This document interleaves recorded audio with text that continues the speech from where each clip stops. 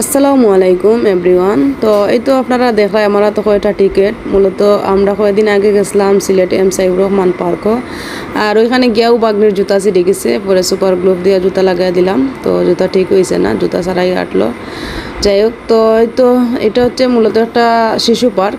প্রথমে যাওয়ার ইচ্ছা ছিল না, পরে বাচ্চাদের আবদার মিটাইতে গেলাম, তো বাগনা বাগনিন্তর সাথে।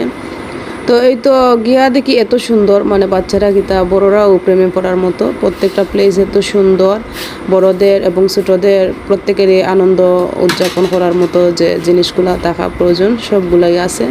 তো এই তো সবগুলা জিনিসই চললাম, তো ভালোই লাগছে। পরে শেষমেশে নৌকাটায় চললাম, কিন্তু নৌকায় উঠে তো খুব ভয় পাইছিলাম, ভয়ঙ্কর একটা জিনিস এটা, যাদের দুর্বল হার্ট এরা উঠবা না বলেও আমরা তো উঠিয়া খুব কান্নাকাটি করলাম। এরপর রাত 8টার দিকে চা খাইলাম, ফুচকা খাইলাম, খাইয়া একটু ফ্রেশ হইলাম। তারপরে আরও কিছু সময় আমরা ঘোরাঘুরি করলাম। দুঃখের বিষয়ে বিমানটা চড়তে পারছি না, খুব ইচ্ছা ছিল, কিন্তু অনেক লম্বা লাইন, প্রায় 200 মানুষ হইব। তো এত লম্বা লাইন মানে ধাক্কাইয়া বা পাড়ি দিয়া ওঠার মতো ধৈর্য আসিল না, আর রাত 10টা বাজে গেছে। পরে আইলাম। তো এই তো, আল্লাহ হাফেজ।